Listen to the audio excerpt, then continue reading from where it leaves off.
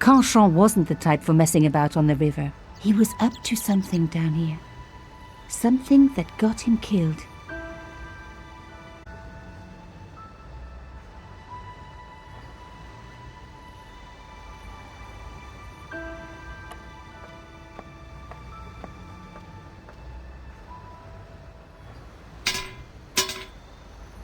The fence wouldn't move. It was the old boathouse for the conciergerie. If I was right about the meaning of subjudice, then the answer had to lie somewhere here on the quayside.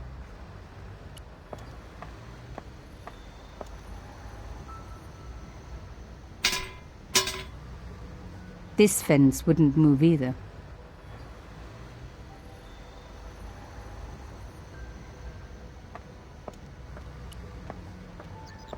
This fence was a permanent fixture.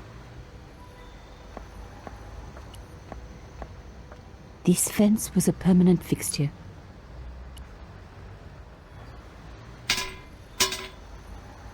The fence wouldn't move.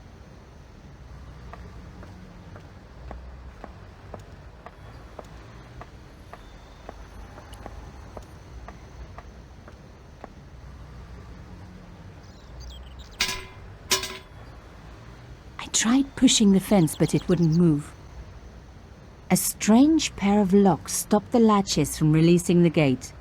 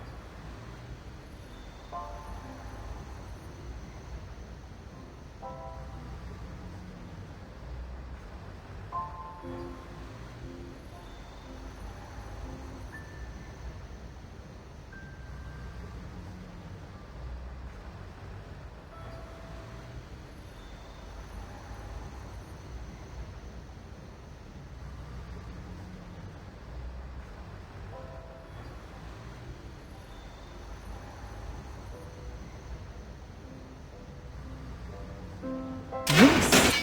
One down, one to go.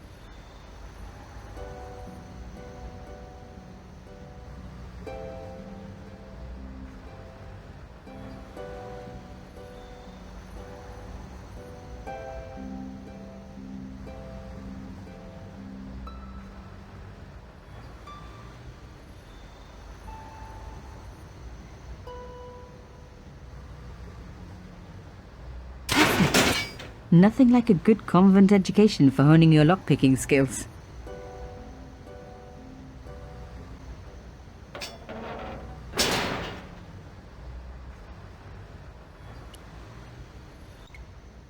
For a room full of junk, that was one very sophisticated lock system.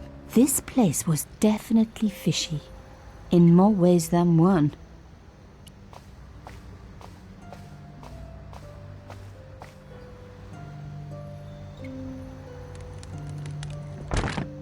Oops. An old shell case. I wondered what that was doing there.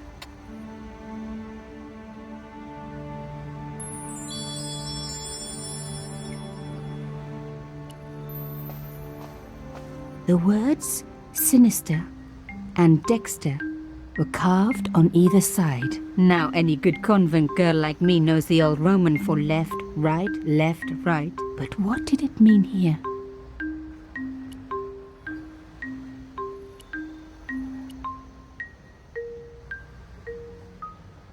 Mystery solved. Carchon's stone cylinder slotted into the hole with a satisfying click.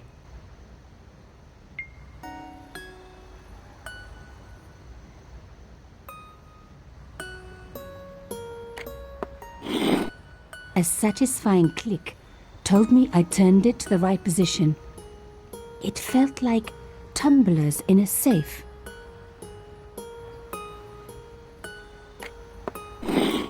Another click, another step closer.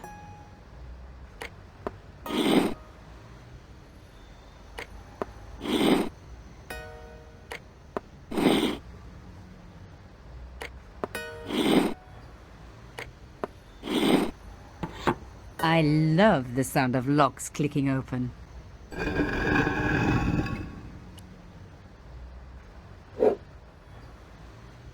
I removed the stone cylinder.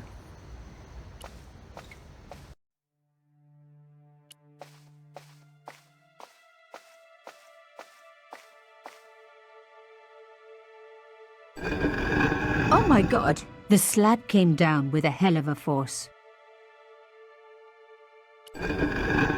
With nothing to hold it up, the cross dropped back down again.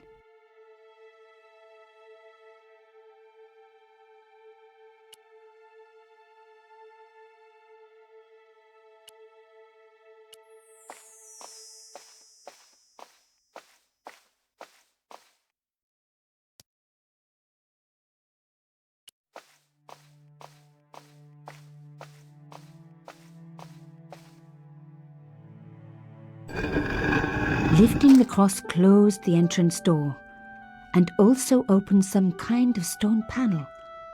Ingenious.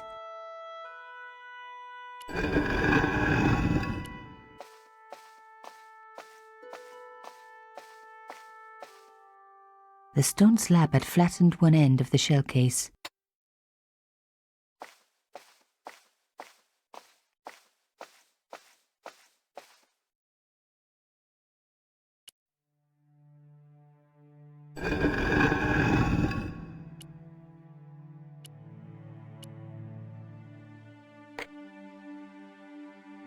The stone cross was propped up. Now I was getting somewhere.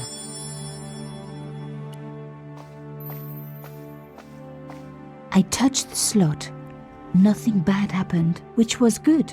I've always been attached to my fingers. This slot was designed for something specific. But what?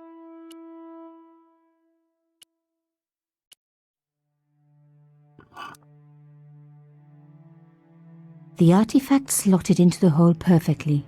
Behind the old walls, I could hear some kind of mechanism groaning into life, but whatever had been triggered had now jammed.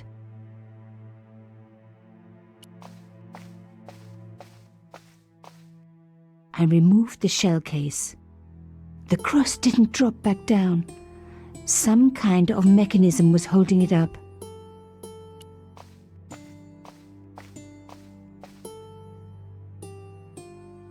The gap was too thin for me to get a grip. I needed something thin enough to prise the door open.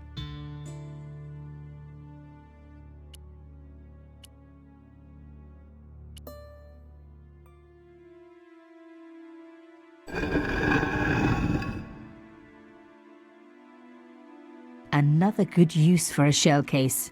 Another secret room. Somebody had something to hide. But was it what I was looking for?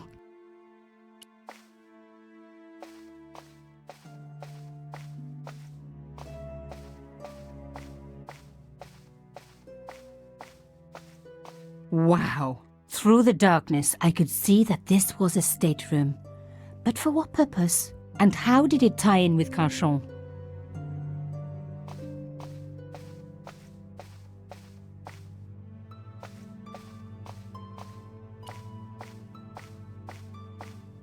Amazing!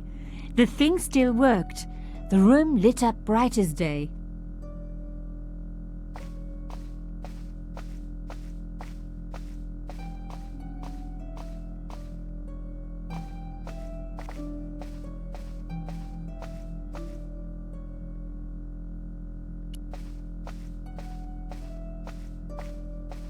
It was pretty clear from the lack of dust that someone had been working very recently at this desk. Oh my God! The sheet was a printout with my personal information. Everything from my favorite food to my waist size. They were right about chocolate, but come on guys, I'm a size 10. There was even a picture of me, taken with a telephoto lens. Carchon wouldn't have taken these pictures himself. This was big. And organized. I was part of it. And people were getting murdered. This was the article I'd written about the costume killer. My suspicions were right. Carchon had cut it out. 2 businessmen had been killed. One in Italy, one in Japan.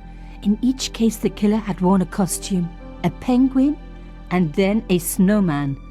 But that wasn't the only link between the 2 murders. Both the victims had been big media do-gooders, and I proved they were just the opposite. So, how did they fit in with Carchon?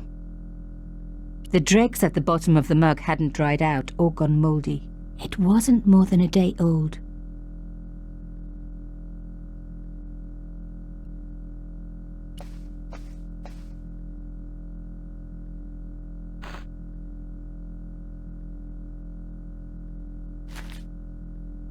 Inside the drawer, I found a note written in some kind of code.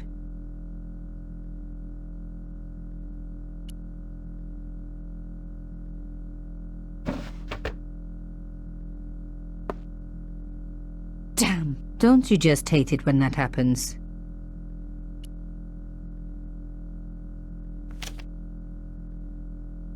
A photo, long lost, had fallen down the back of the drawer. It was very old, but there was no mistaking the guy in the foreground.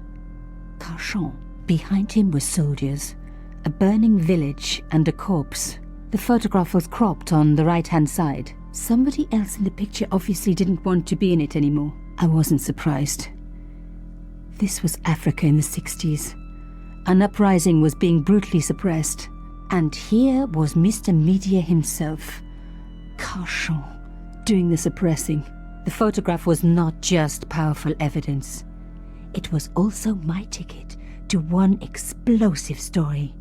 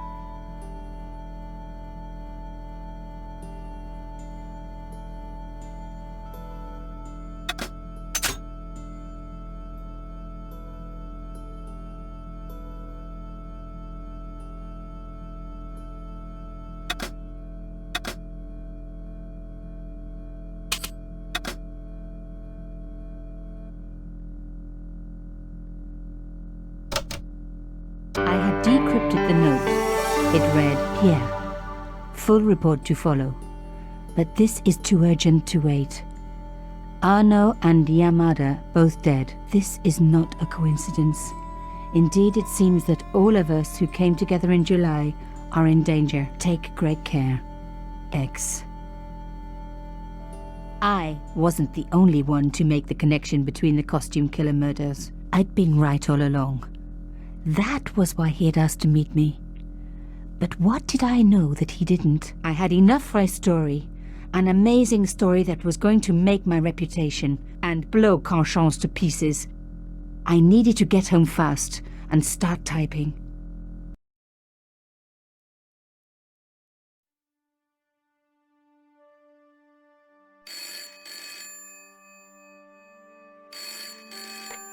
Bonsoir, Collard. Nico, it's Ronnie. Hey, Ronnie, you cracked open the champagne yet? Are you crazy? What's wrong?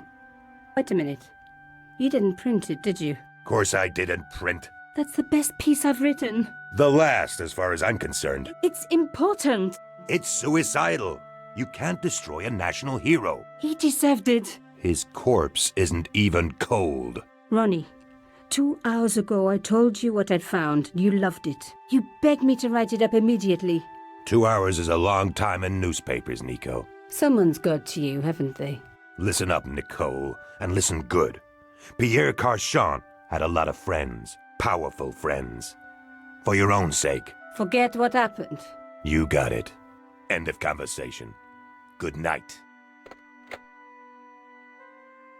This should have been my big break, but I knew there was nowhere else to sell this story.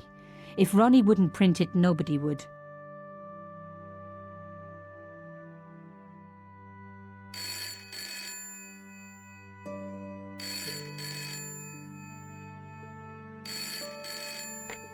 Bonsoir, Collard. Mademoiselle Collard, my name is Plantard. I need to talk to you about your story. Your Pierre Carchon story. How did you know about that? There are people out there, madame, who will be very upset by this story. Oh, really? Well, it's their lucky day. It's been spiked. Yes, I know.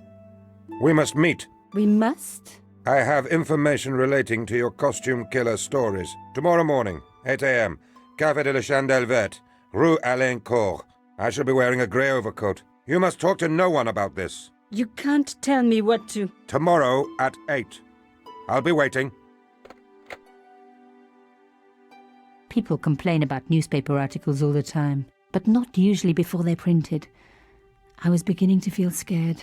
This guy, Plantard, could I trust him? Should I meet him or forget the whole business? I didn't have an answer.